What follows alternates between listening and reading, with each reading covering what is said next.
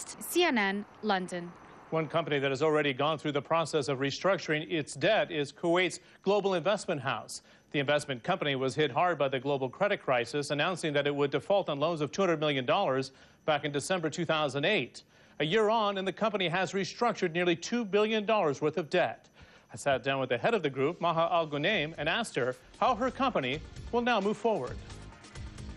Global is different than the other competition is because it's a very well diversified business model. It used to be based on 5 pillars.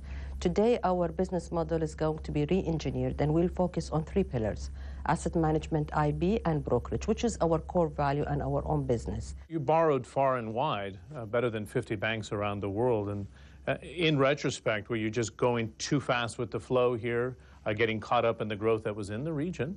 But the problem that Global had was a big concentration of its liability were more towards the short-term liabilities versus long-term liabilities.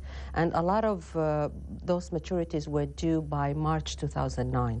So obviously from the time of September 2008 until March 2009, we saw all the equity markets all across the globe just completely collapsing and going on a very huge downfall.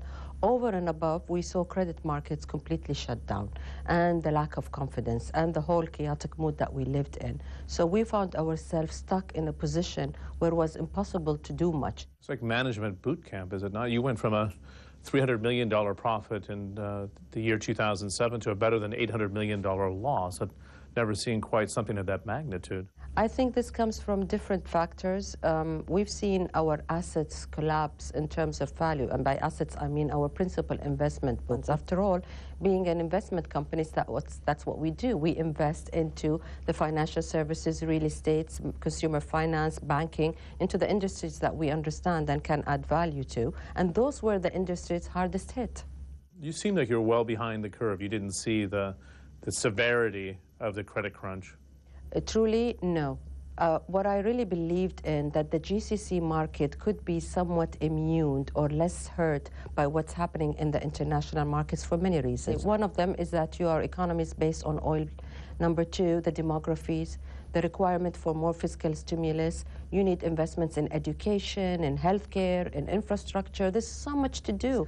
We did not really have to take the hit as hard as we have taken it. Over and above, a lot of the GCC banks were not really that heavily exposed to subprime or to the problems that we've seen in the more advanced developed capital markets.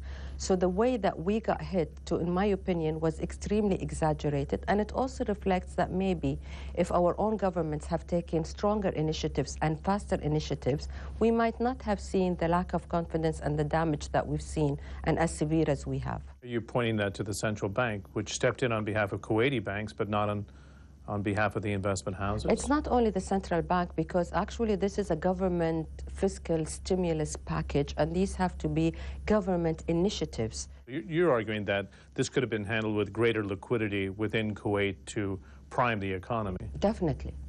Definitely. And the hesitation was not to do so? Why? I think that the political situation in Kuwait today limits the capabilities of the governments to take more of a proactive role. The stalemate between the parliament and the prime minister. Exactly. Which is ongoing. Which is ongoing, and it's not only the prime minister, it's the whole government and the whole parliament, and not putting economic development and progress as a priority on the political agenda. Maha Al-Ghunaim in Kuwait City. In other news, ministers at the GCC summit in Kuwait moved a step closer towards a single currency. They created the Gulf Monetary Council, which will evolve into a joint central bank. 2 of the 6 countries, the UAE and Oman, have so far opted out, however. Up next, Egypt taps an ancient power source and reinvents its energy sector